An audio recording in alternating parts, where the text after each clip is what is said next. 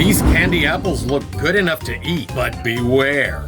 They are poison, and they're faux, as in faux real cute. Let's make some. This bag of 6 artificial apples were pretty inexpensive at Hobby Lobby for about $7. Check out these super long 32-inch wooden skewers from Dollar Tree, a real bargain at $1.25. First, let's make a pilot hole in the spot where the apple stem was. Seems like there's something plastic on the inside, probably a plastic shell. The skewer is longer than it needs to be, so just snip it off at about right here for now. It will act as a support for these little nuggets. Whoops, black and white striped paper straws that are from Five Below. I also saw some at Walmart. They'll slide over the skewers to give the poison apple a little something, adding to the Halloween theme here. Because the paper straw is not super sturdy, the skewer will give the straw stem support. That should hold up pretty well. Next, let's really go for the poison apple look with a matte black paint job.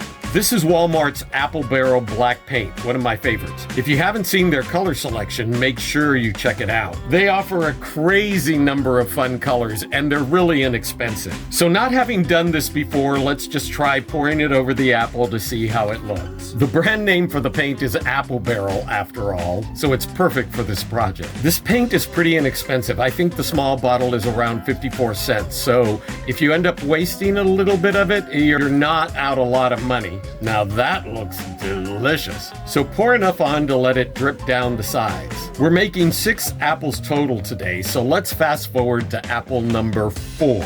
Wait until you see the technique I've discovered. A few things that you can do to make this super easy. First, coat it all the way around, but you don't have to wait for it to drip down the sides. While it's still really wet, go ahead and swirl it in the paint at the bottom of your container. This will save you a little bit of time and give the apple a good coating. Also, cover the bare areas on the top, but don't let it pool too much in the middle. It'll take longer to dry.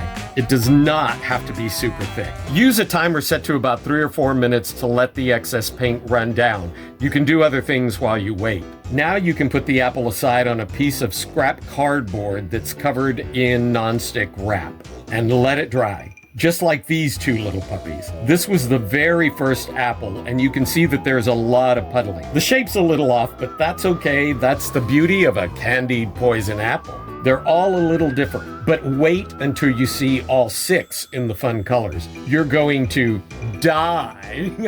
Die like D-Y-E or die like D-I-E. Either way, you're gonna love it. The press and seal plastic has been peeled off, and voila, here are the apples. Still not entirely dry underneath, pretty thick and gooey in some areas, and some of the paint came off as well when it was peeled off. But no worries, just stick them in some styrofoam to dry them upside down overnight. Tomorrow is a new day. The apples have turned out fantastic. A nice, smooth, matte finish. The bottoms of the apples turned out nicely too. So just trim away anything that was really awkward to make them look more symmetrical. Use some paint to touch up the bottoms where some of the paint peeled off, just to make it look nice all the way around. The black poison apple base coat looks great. But now for the fun, colorful part. Let's pour a different color on each of the 6 apples to give it that delicious looking candy coated look. You can see here the colors that I've experimented with. They're different brands and have been a little hit and miss as far as texture and finish is concerned. But let's use 6 rich, saturated colors, which will really make your poison apples pop.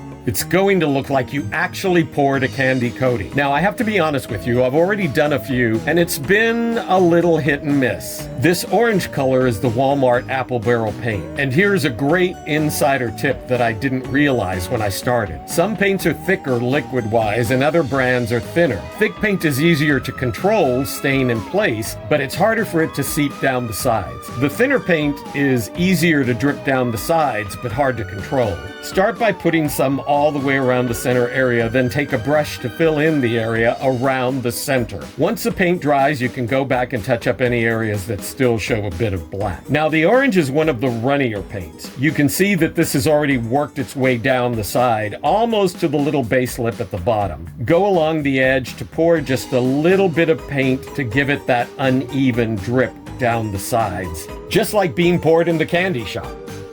Now go back and manipulate the paint a bit. Use a large brush for the big areas and a small brush for the fine-tuning work. Remember, you can't mess this up. It's all free form and whatever you think looks good.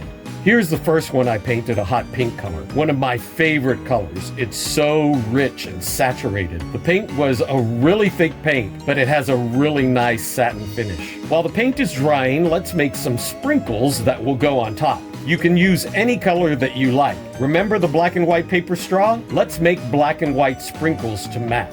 You're going to love working with this cool plastic material called Sketty, like spaghetti. It's pretty inexpensive. It's used for crafting projects like lacing, weaving bracelets, things like that. But today it's going to be our poison apple sprinkles. Just cut a bunch up about 1/4 to a 1/2 inch long. Wait until you see how good they look on top. So before we do that, let's add the shiny finish on the matte paints. Brush on some satin Mod Podge to the little drips down the side of the apple. You can see how quickly they take on the satin finish.